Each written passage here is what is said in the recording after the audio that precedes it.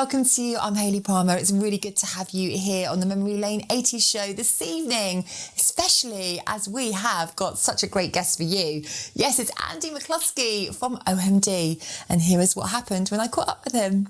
Andy, it's great to have you on the show. How are you? I'm great, Hayley. Nice to talk to you. Yeah, you too. And obviously we're just sort of coming out of lockdown now. What's been going on in your world?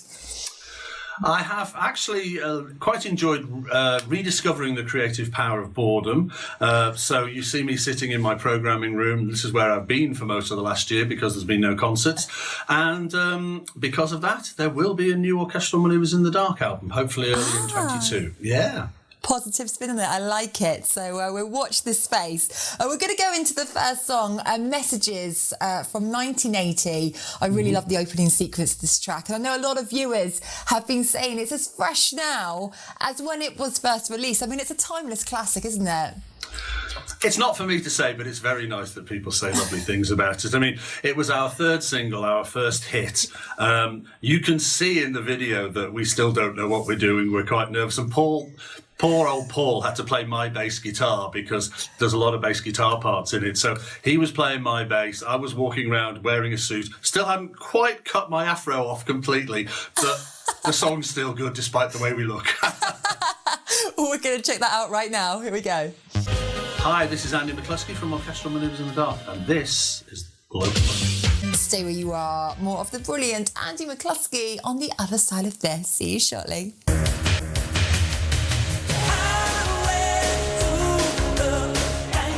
Welcome back to the Memory Lane 80s show on Spotlight TV. It's great to have your company with me on a Saturday night.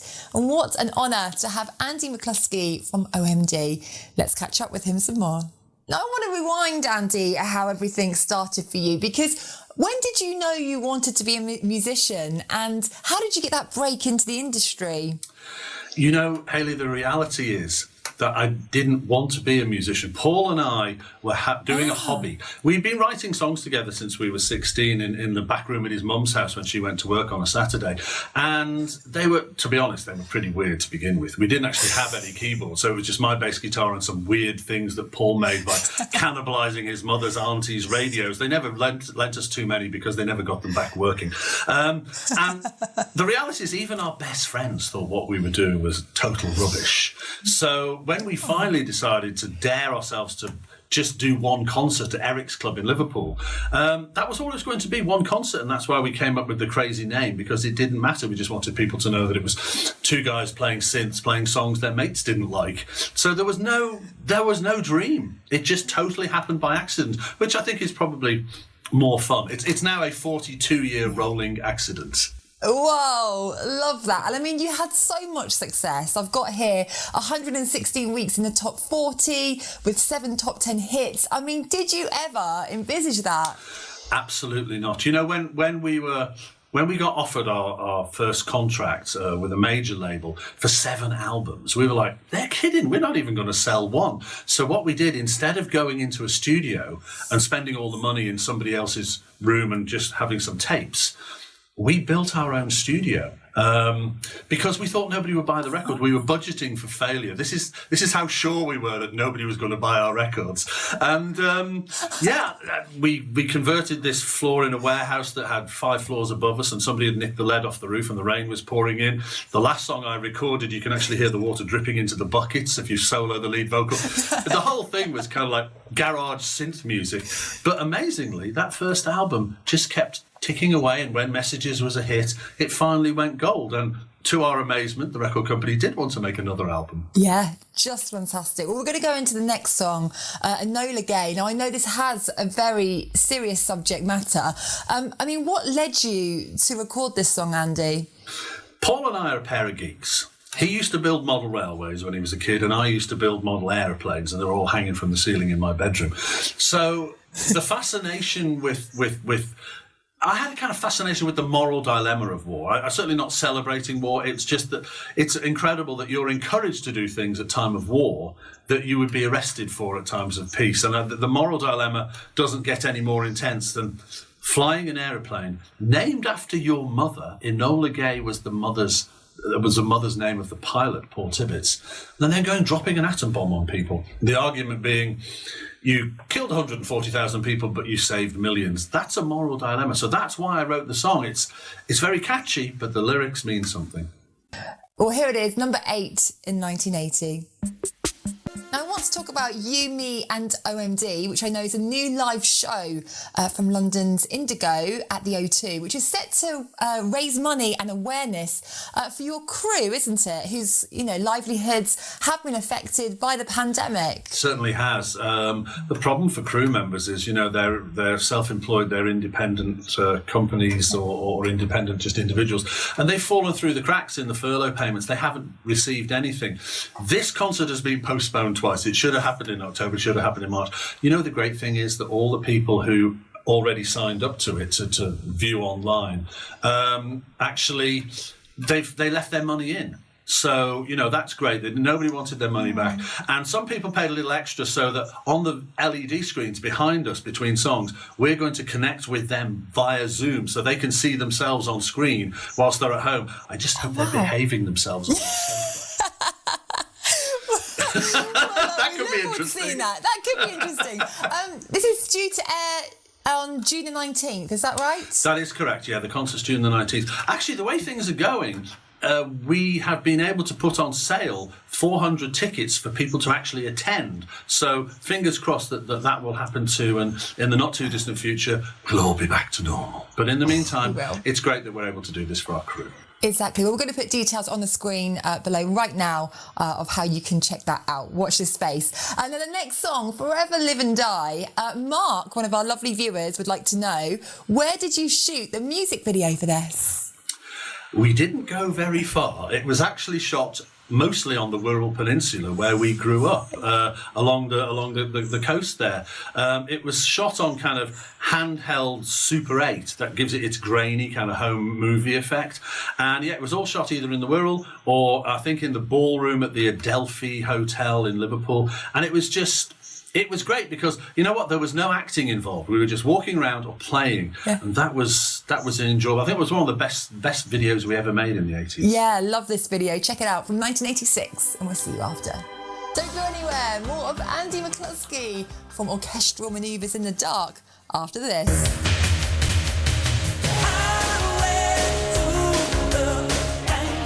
Back to the Memory Lane 80s show on Spotlight TV. It's great to have you here and loving having Andy from Orchestral Manoeuvres in the Dark on the show this evening. Let's catch up with him a little bit more. Then we have some questions from some of our lovely viewers. Michelle would like to know, what led you to create Atomic Kitten, one of my faves, back in 1998? I do get asked that a lot. A lot of people think it was quite extreme for Orchestral Manoeuvres in the Dark and Atomic Kitten. Essentially, by the mid-90s, what we didn't realise, we were already in the postmodern era where kind of popular culture was eating its own history.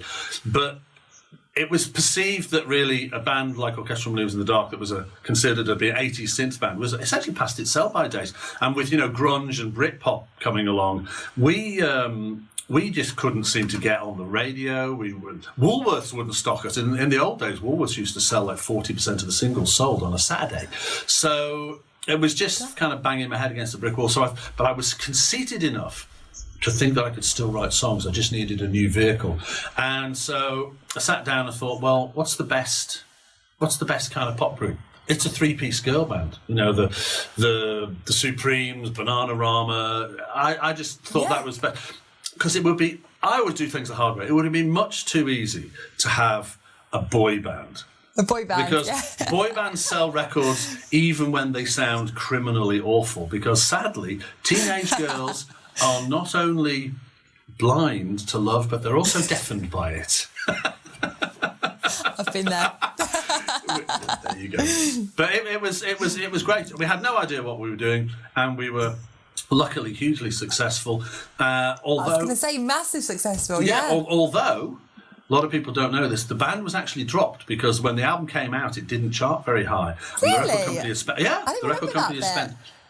Well, that was kind of glossed over, because what happened next was I said to the label, okay, the label were going to drop them. Would you believe this? Before Whole Again came out, they were dropped. So I said, okay, tell you what, don't give me the money you owe me. I'm going to release the next single on my own. They thought I must have a new label lined up. They didn't think anybody could be that stupid.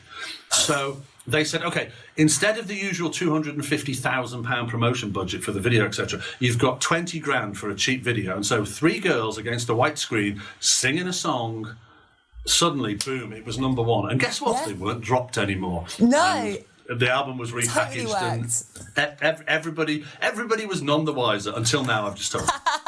Now we know the inside info, like it. We're going to go into your next song, Don't Go. Now, this sounds like a kind of classic OMD track, but it's been updated from 21st century. Thank you. I think that's a nice way of describing it. You know, when we reformed, it was great to start playing and everybody wants to hear the hits, which we always still play.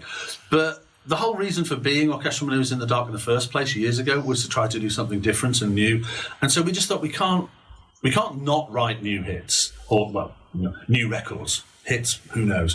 But the thing is, this was just came from a sequencer thing that Paul had, and I had a little vocal idea. It was going to be a B-side, actually, and we hung on to it because, well, no, this is too good. And then when we had our 40th anniversary album out a couple of years ago, we made it into a single, and the video for it is just, I mean, it's a cartoon, but it's so sad. It's so touching. It really works. So I hope people enjoy it. Yeah, we hope you enjoy it too. At home, enjoy. See you after.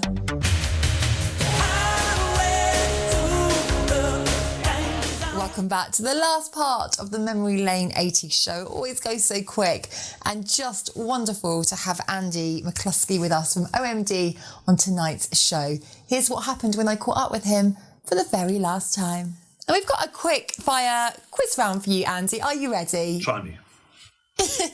Here we go. Memory of your first OMD gig. Oh, that was the one that was supposed to be the only one at Eric's Club in Liverpool on a Thursday night when it was free for people to get in.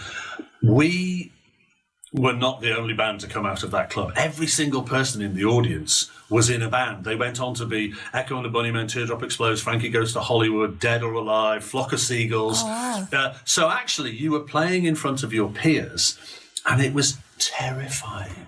There was about 40 people in the audience, and every time we stopped a song, it was kind of like... Yeah, it was frightening. But the management liked us and got us another gig in Manchester, and that's how it all took off. Yay! Favourite OMD song? Putting you on the spot now. You know what? I'm going to pick Electricity, because we wrote that song when we were 16. God. Yeah, I know, it's crazy. And it was the first time I held in my hand a record that we'd made, a song that we'd written when we were 16. 3 years later had become a single on Factory Records. So I would have to say Electricity will always have a soft spot in my heart. Yeah, love that. Song that you'd love to perform live? I love performing live, and I love all the variety of different songs that we can play. But, you know, there is nothing better than knowing you're about to start Enola Gay, because when that drum machine starts, everybody knows what it is and they'll go crazy.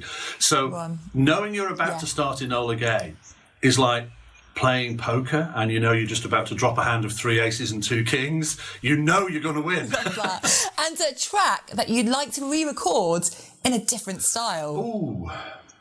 Do you know, actually, we've worked recently with the Royal Liverpool Philharmonic Orchestra a few times, and they've taken our arrangements. We told them to just forget us. We're not going to play. We'll just kind of sit on top and play a few keyboards. We're not going to use the whole band. And they deconstructed our songs completely for a 70-piece orchestra.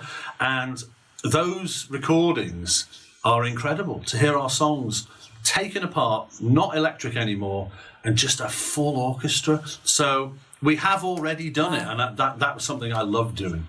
Hey, brilliant stuff. Well, we're going to go into the next song, Sailing on the Seven Seas. This did really well, didn't it? It hit number 3 in 1991. Yeah, Sailing on the Seven Seas actually was another terrifying song, because the original band had split up. For the first time in my life, I was no longer writing with Paul Humphreys, who I'd written with since I was 16 to the age of 30. It was really nerve-wracking.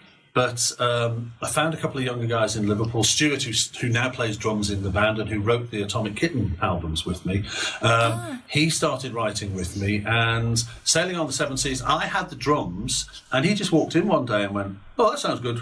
And I said, "Well, I've got a vocal." So, and I said, "Well, how about diddle diddle?" And he wrote the keyboard lines. So the singer wrote the drums and the drummer wrote the keyboard lines. But anyway, it worked, and it got to number 3, and it was such a huge relief. It really was. Brilliant. Well, let's check it out and see you after. We're going to your last song, Andy, Walking on the Milky Way. Now, when I heard this, I felt like it had a kind of Beatles feel to it. Am I right in saying that? It uses a chord progression, which is, frankly, classical, actually. It's got that kind of air on a G string, pack of bells, canon kind of progression. And the Beatles have used that too. But also it was, because I was making an album in the mid-90s and everybody was telling me that synths were out of fashion, it's using more traditional rock organic instruments. So maybe, again, it sounds a little bit more old-fashioned. You know what? I sound big-headed, but I'm very proud of that song. I thought it was one of the best things I'd ever written. Thank you. I thought it was one of the best things I'd ever written. But as I alluded to earlier, Radio 1 wouldn't play it because they said, "Oh, you're too old for our target demographic." Because they wouldn't play it, Woolworths wouldn't stock it. It limped into the chart at number 17. I did my last ever Top of the Pops, my 29th Top of the Pops. Yeah. And it was the first day the Spice Girls were in the studio, so it was like, there you go, change of the generations. But this song, I'm still proud of this song. And of course, at the time, I thought it was the epitaph. It was like, looking back and saying, okay, it's all over. And little did I know that it would go on for another 24 years. We're going to play out that song now. But Andy, it's been such a pleasure and honour to have you here. It's been, great for us to go down memory lane and keep us posted about your concert. Again, we're going to put details on the screen below. But thank you so much. It's been a real treat. Thank you, Andy. Thank you very much. Nice to speak to you. Take care. Oh, huge thank you, Andy McCluskey from OMD, for being such a great guest on tonight's show. What a treat. Thank you. And to you at home for supporting the show. It really is very much appreciated. Thank you. Now, I will see you same time, same place next week, but with a new look in the studio and a new name. Watch this space. We're going to leave you with that last song, Walking on the Milky Way, and I will see you then.